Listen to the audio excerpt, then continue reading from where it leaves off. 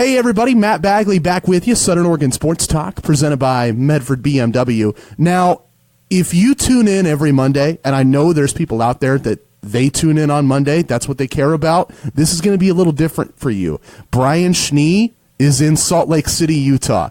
He has moved on, and I had to roll with that change. I lose my best guest, and I swap him with maybe my second best guest. He's the 1B to Brian's 1A, and he might have a thing or two to say about that and change your minds and sway that in the weeks ahead. Joey Mack is a sideline reporter for Oregon football broadcasts, and he precedes my show every day right here on The Game, 96.1, 580 The Game. Joey is the host of Duck Insider at 3 o'clock. Joey, how you doing, my friend?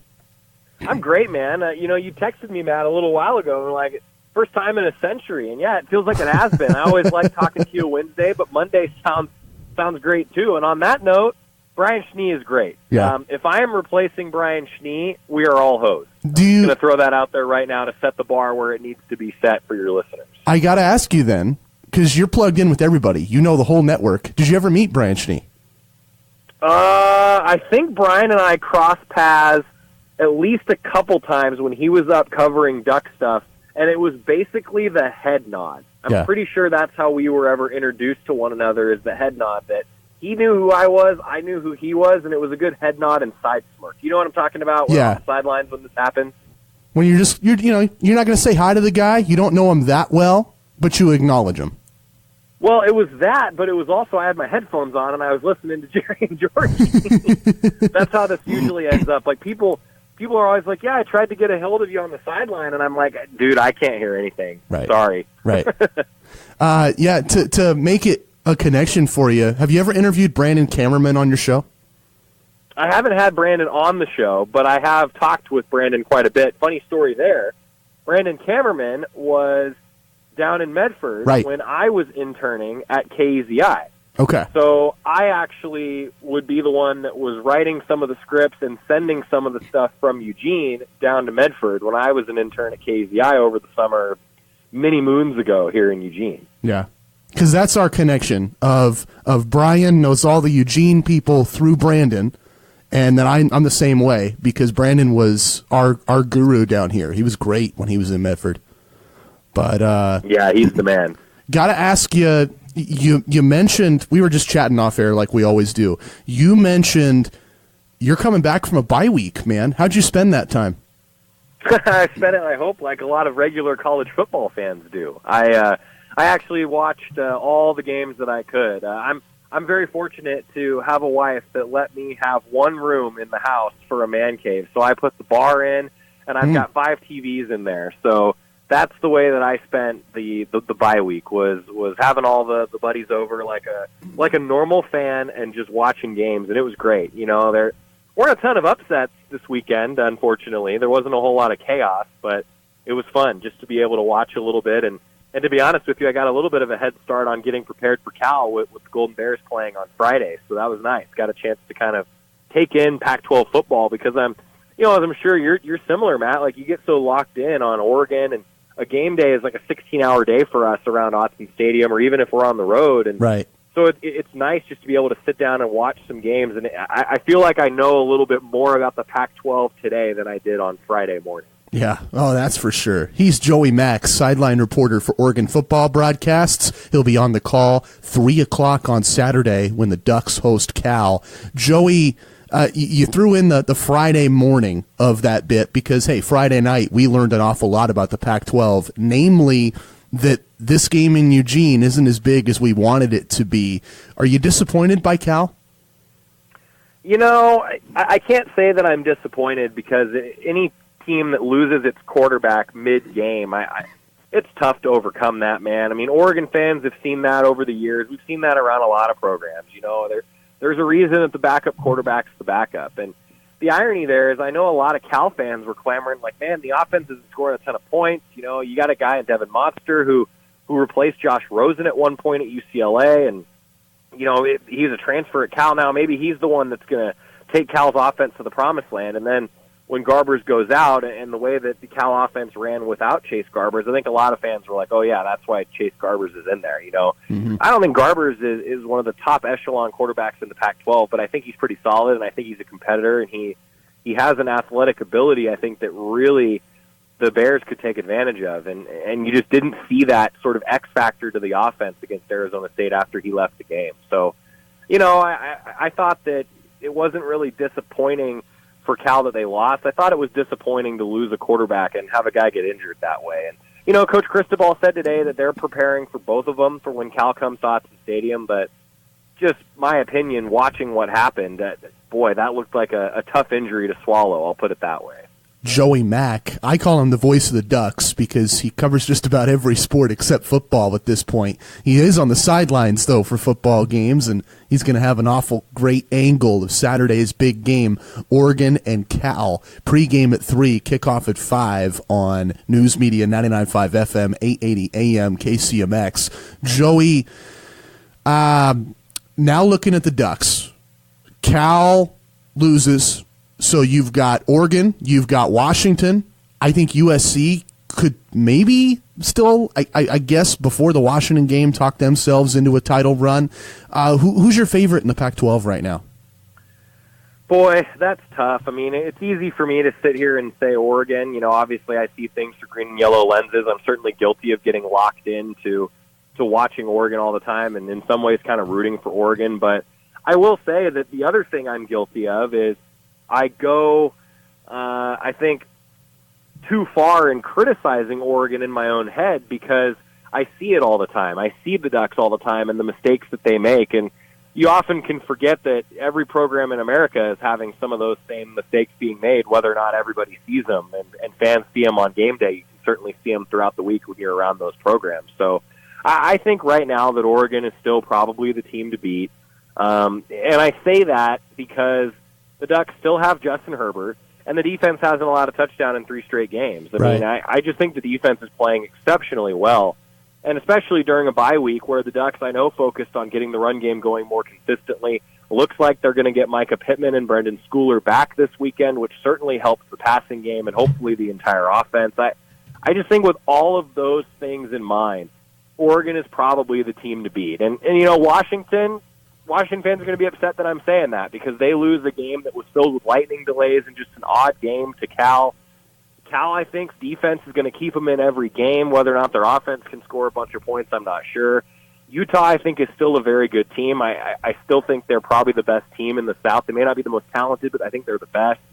Even with that loss to USC, I mean, I'm curious to see what USC does. They're on their third quarterback. What does the Trojan offense look like from week to week? And I just think there's a lot of big question marks around those other teams that I mentioned, and I think Oregon has the least amount of questions and probably the smallest, I guess, size of questions around them.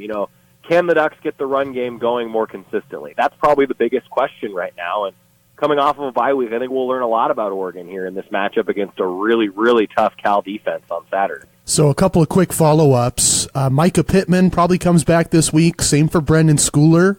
Who's going to make the bigger impact? Well, I think that if Brendan Schooler plays on special teams, I know that that's not the impact that fans necessarily look for, but he was a first-team All-Pac-12 guy on special teams the last 2 seasons. I think that him coming back on special teams could really, really help the Ducks just in terms of experience. And the special teams have been really good for Oregon this year under coordinator Bobby Williams, a guy who's been a head coach before at Michigan State. I think that Oregon special teams have been really, really good. But Brendan Schooler could come back, and with his experience offensively, I mean, there's no doubt that he may have a leg up. But I'll tell you this, Micah Pittman is just a baller. He's just a really good football player, just has that look about him in practice. And I'm curious to see when the Ducks are in full pads tomorrow what those two guys look like. I don't know who's going to have a bigger impact at this point. I think later in the week we'll probably have a better idea of that. And the other follow-up there, you mentioned that defense. Are they better than the Duck offense this year? I think statistically you'd have to say they are. I mean, all the numbers that Oregon is leading the conference in, it's like four defensive categories that Oregon's leading the conference in, and I I think that they've proven right now that the defense is probably the strength of this team. You know, and that's not to say that the offense isn't doing well. I just think the defense has been that good. You don't allow a touchdown in 3 straight games, it's hard to say that your offense is better than you. Yeah. Joey Mack, sideline reporter for Duck football, play-by-play guy for just about every other sport. I've even seen him cover the softball team at the College World Series. Does Duck Insider as well, airing at 3 every day on the game. Joey, before I let you go, off air and I think a little bit there in the interview, you were talking about man caves and the games you were watching on the bye. Was the Beaver game on one of your TVs? The Beaver game was actually on the biggest TV when it kicked off at 4 o'clock. You know, you always got to watch the Pac-12 games on the on the biggest screen. Yeah, I thought Oregon State was going to win that game. I really did. You know, our Duck Insider picks are well documented, for better or worse, on Fridays, with Jerry, Georgie, and I completely taking Duck Insider off the rails, and I'm shocked we even fit it all into an hour sometimes. That's my favorite segment, I Joey. thought the Beavers were going to win that game. I really wasn't impressed with Stanford. I just didn't think that Stanford's offense had any explosion, and their defense just wasn't as solid as they've been in years past. And a lot of that's due to injuries and attrition, and they lost a lot of pieces to graduation and the draft. But I really thought that Oregon State was going to win that game. Yeah. I was kind of surprised that the Beavs didn't find a way to score a few more points.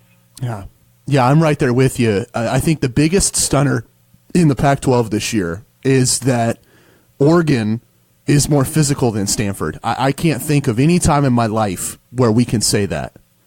Well, but that's what Mario Cristobal wanted. I think that you're seeing the fruits of that labor with strength coach Aaron Feld.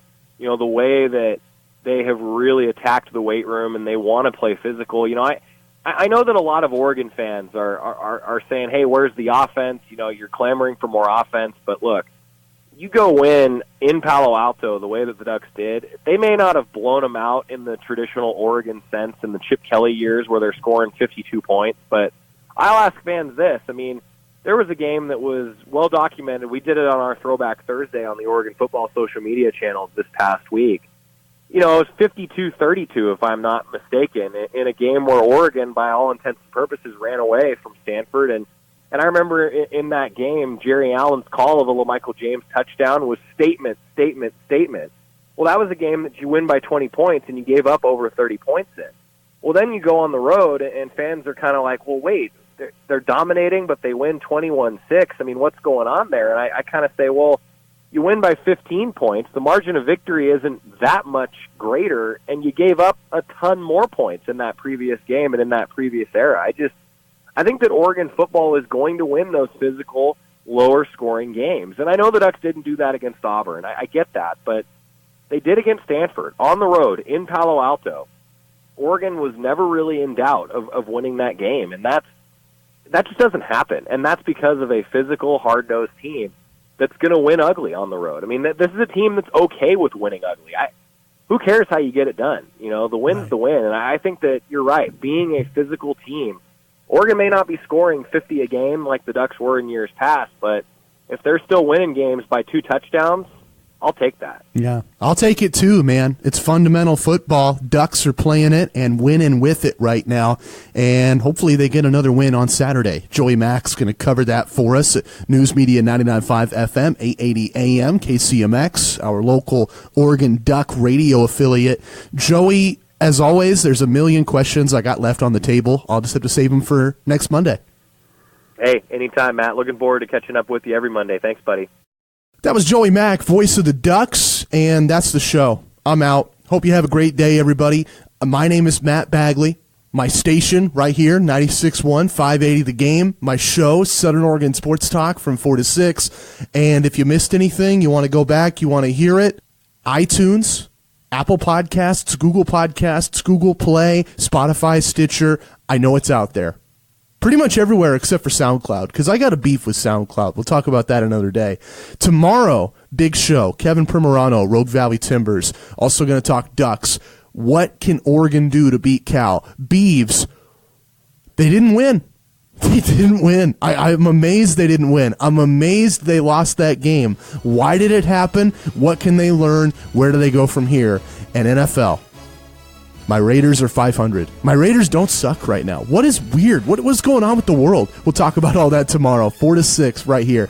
Southern Oregon Sports Talk, presented by Medford BMW on 96.1, 580 The Game. Enjoy Monday Night Football, everybody.